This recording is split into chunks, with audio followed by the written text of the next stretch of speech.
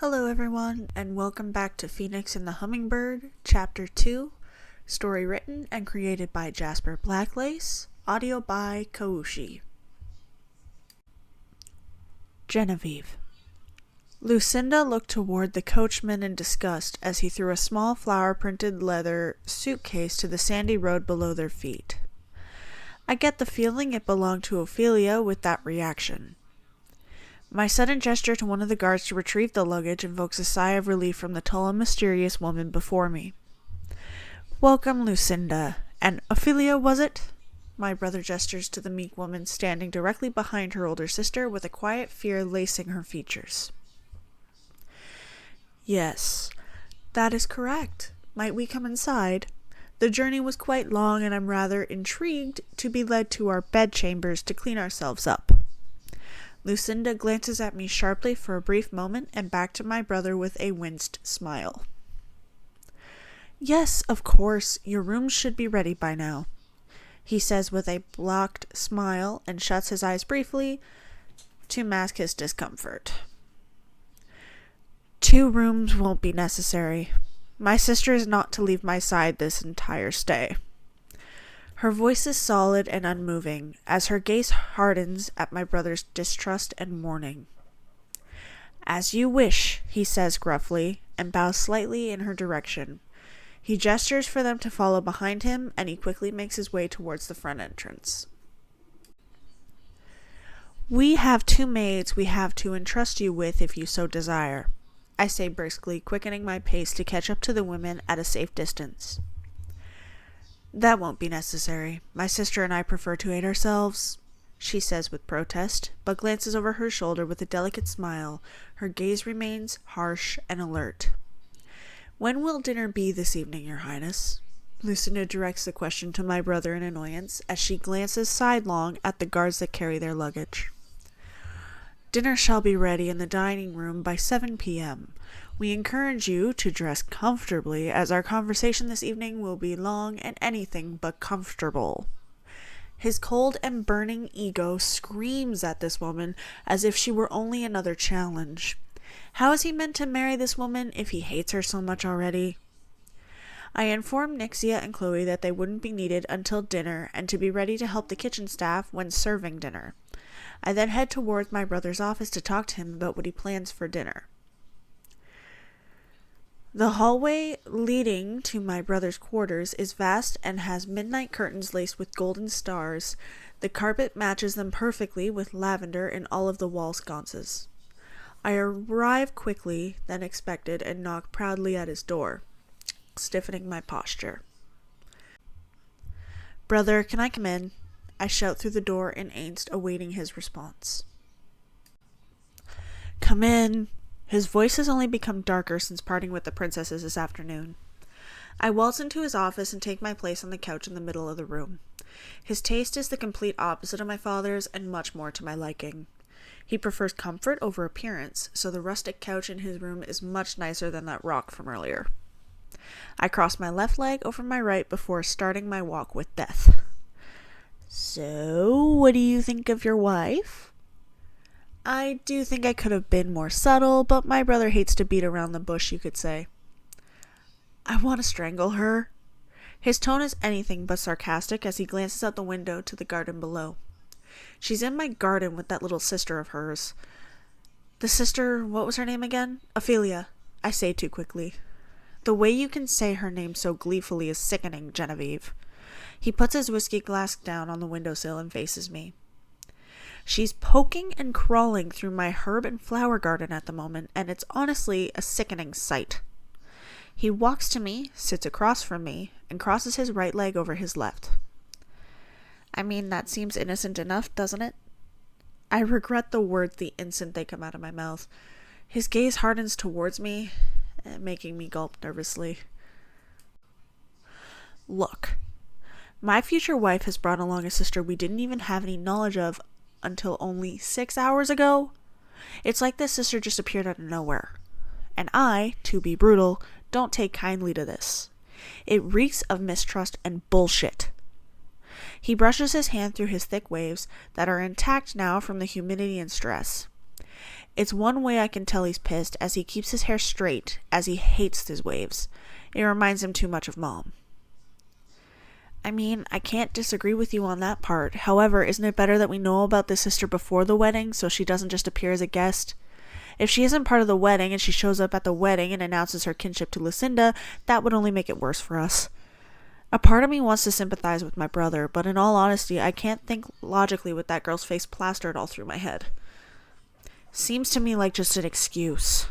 His huff of annoyance has become more of a grunt at this point. Look, I know this is a surprise. It's a shock for all of us. Let's at least hear them out before we have a full-on meltdown. We don't even know why she came along. I think we need to calm down and think logically here. The words are spewing out of me like vomit, but at least I can agree with what I'm saying. I don't disagree. We can hear them out, but this whole situation is pathetic. He stands, waving at me in protest before walking off to his private chambers. I take that as a sign that this conversation is over. Intrigued by his statement about Ophelia's interest in greenery makes my legs move without thinking. I look down at the women, both wandering through the garden below. Lucinda stands modestly in a slim-fitting navy blue dress adorned with pale stars dancing down the crinkles in the skirt fabric. Her sister wore a delicate white gown with pink flowers following a similar pattern. I stood there watching them for a while. At one point, I watched Ophelia get so excited about the sight of a white rabbit with a super fluffy cotton tail and quickly jumped to her feet. She spun toward Lucinda with the most gentle, genuine, and kind smile on her face. She vibrated with happiness and pure energy. I catch myself grinning and staring at the excited girl like a moth to a flame. I'm captivated by her, and with the triggering heat of my molten core, I shake away the mistaken judgment and chug the last of my brother's whiskey. After dressing into my dinner gown, a sky blue turtleneck coated in long stretches of lace down to the floor, and white gloves that reach my elbows, I clip my hair up with a claw clip and make my way down the corridor to the main dining room. The room was decorated very well in the short time we were given. It was a steady flow of maroon and golden items, from curtains to our napkins. The staff were dressed in thick black and white suits and dresses, had their hair pinned back, and had the expression of statues. Their number one rule is that they are meant not to exist and not fully be aware of any conversations that occur in this room. Each staff member made to work in these kinds of dinners are trained extensively for good and bad situations. My dear sister, how wonderful for you to arrive on time. By the way he swirled his white wine and tilted his glass towards me, I knew just how bored he was. He was putting forward the nonchalant prince, not his best stunt in my opinion. I wouldn't think of missing this, brother. My intention to sound arrogant and rude must have worked, as he twitched slightly and adjusted his posture. Once I took my seat, I heard a male staff member open the door to the dining room. I glanced over my shoulder to see my father making his way into the room. Hello, children. I presume you'll be on your best behavior this evening? He glances between me and Raphael before sitting in his seat at the head of the table. Yes, father. Curt responses were the best choice during events like this, as he was clearly furious, considering his clenched jaw and white knuckles, fists resting at the sides of his plate. I can't very well be honest in this meeting, father, so I can assure you, I'll be anything but aggressive. My brother's sharp gaze shot diagonally at my father for a brief moment before he returned to his wine. A maid poured my father a glass of his favorite whiskey before filling my glass with rosé. You? His retort to my brother was cut off by the doors opening once more, and the two princesses walked hand in hand. Lucinda wore a dark dress with small golden details sparsely placed in a delicate pattern down the skirt. Ophelia wore a sundress with roses covering it completely. The dress was busy, however, it suited her body shape and skin tone beautifully. I apologize for the wait. Lucinda directed the comment to my father as she pulled out her sister's chair next to her rather than across. Her protective nature came off as very intense even now. Her obvious fear for her sister, who still hasn't said a word. Her sister sat down and Lucinda tucked her into the table. "I was assisting my sister with her hair," she said, taking her seat next to her and smiling softly at my father in earnest. "That isn't a problem. Considering this dinner is a business meeting as well, shall we begin?" He waves to the head maid to bring in our meals. It was grilled chicken resting in thick and creamy mashed potatoes.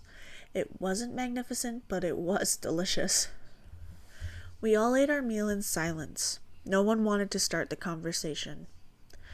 My intense attraction to Lucinda's younger sister is impressive. I didn't even notice I was watching her till it registered that Ophelia mostly ate the potato rather than the chicken. She also had a weird habit of using only one utensil for everything. Her dimples showed as she chewed, and her eyes were very explorative the entire time we ate. She looked at the decoration, the tablecloth, and even each staff member as they did their job. It took my father tapping his glass with a fork before I snapped out of it. "So, to begin, what are your stipulations, Your Highness?" Right to the point as always, I see. "I have one stipulation, and if it isn't met, the marriage will be called off in an instant." She wiped her mouth away with her maroon-colored napkin, darkening it slightly. "So it's more of a demand now, not giving us much of a choice, I see."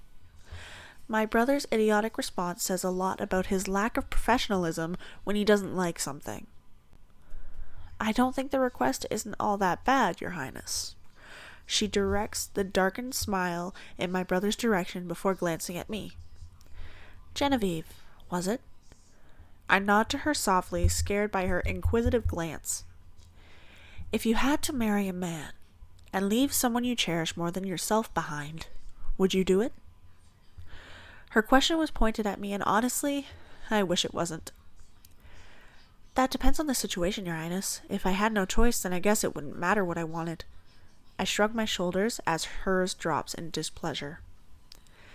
"It's up to the person and their ability to fight for what they want, Genevieve, not the circumstances."